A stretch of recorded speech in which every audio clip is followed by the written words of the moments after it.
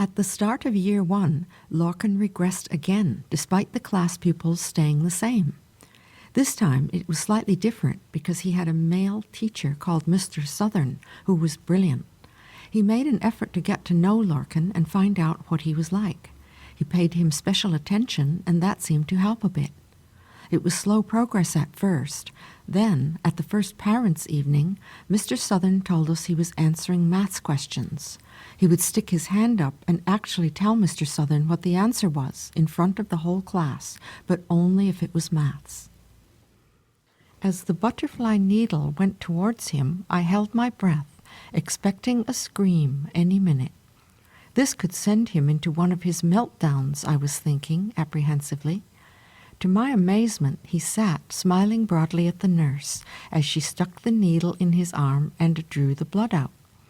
There was a clear tube attached, so you could see the blood as it filled up the attached bottle, but he didn't bat an eyelid. The nurses were really thrilled. They're obviously used to children crying and clinging to their mothers, so he must have been the easiest patient they'd ever had. The blood test result came back as normal, so that was one thing we didn't need to worry about. But strangely, Lorcan's smile often does worry me. He smiles a lot, and people don't realize that it's a way of getting through anxious experiences, such as having blood taken or visiting the dentist. Those who don't know him as we do are often fooled by his beaming face, taking it as a sign he is not anxious when he most definitely is. Selective mutism is a documented anxiety disorder, and I don't know whether he uses his smile to disarm people and to appeal to them, or as a coping mechanism to alleviate his anxiety. Either way, it is worrying. After a year with Mr. Southern, Lorcan was once again improving, and we began to think he might make the transition to year 2 without too much of a setback. But in July, just before we broke up for the summer, I was told the school was having a reshuffle, and the teacher who had taught year 2 for years was moving to year 5. I was absolutely devastated. Mrs. Stevens was one of the reasons I chose that particular school for the boys. She is an amazing teacher, and I hoped she could work her magic on Lorcan.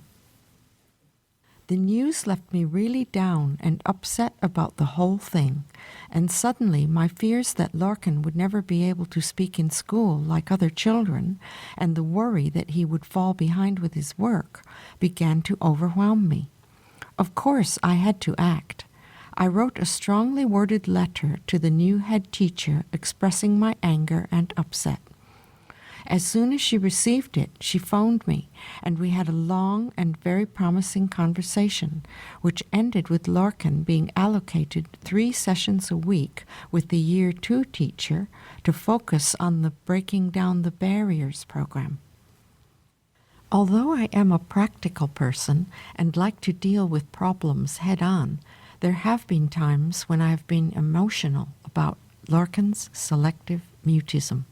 It can be distressing when you take your child somewhere and he can't speak because, as I mentioned, it is an anxiety disorder.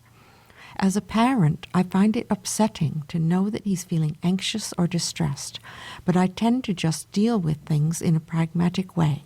At the end of the day, it's not about me, it's about Lorcan.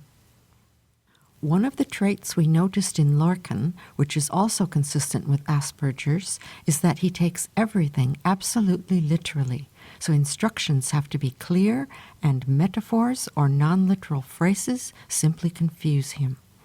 On one occasion, Mr. Southern asked, "Can you take those chairs off the tables?" Lorcan gave him a dirty look and walked off. As far as he was concerned, the teacher was asking, "Are you capable of taking those chairs off the tables?" rather than asking him to do so. Lorcan obviously thought, "Yes, of course I can, you fool." From then on, Mr. Southern always gave Lorcan clear and proper instructions. Reading with Lorcan can be quite an experience. A phrase like, "she cried her eyes out," is hilariously funny to him because he imagines exactly that. In one book we were reading, somebody was playing a game of football and the match ended badly, so the text said, "They blew it." He didn't understand that this means they didn't win. He pictured them blowing the ball, and he laughs because that's funny. But there may come a point where it won't be funny, or he'll be upset because he knows he does not properly understand what is being said. Larkin really enjoys the famous 5 books and sometimes finds the language hilariously funny. One night he read, "Soon there is a fine crackling fire going, and the little ruined room was lit by dancing flames." He thought this very odd, so he started laughing and dancing about. When Anne, or Annie as he calls her, comments on the noise of the sea, saying, "It really sounds as if it's shouting at the top of its voice," Larkin immediately said, "Even though it hasn't got a voice, so I think he is beginning to understand some similes."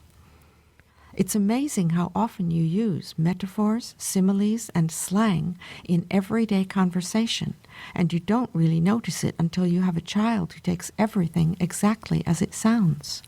So you might say, "This bag is so heavy my arm is dropping off." If Larkin heard that, he might be quite alarmed. Like any mum, if I'm busy and the kids want anything, I'll say, "In a minute." Larkin takes that as his cue to start counting slowly to 60, then gets cross if I take a second longer. Luke was recently telling his brother about something that happened on the school bus that he had found funny. He said, "I nearly died laughing." "Don't be an idiot," said Larkin crossly. "You didn't nearly die at all." Larkin is also very literal in his own speech, saying exactly what he thinks, even to the point of rudeness. When he was 6, a friend of mine, Allison, came to the house, and we were chatting on the doorstep. As we talked, I could hear Larkin shouting, "Mum," over and over, as children do when they don't get any response. "Mum, I need you," he insisted. But I could tell there was no emergency, so I carried on chatting. Eventually, he appeared in the hallway, came up to the door, and, having never uttered a word to Allison before, demanded, "Can you please go home?" In June, with Larkin making excellent progress at school, we had another appointment with Dr. John. This time we were told he would need a blood test to rule out chromosome abnormalities, so we made an appointment for that.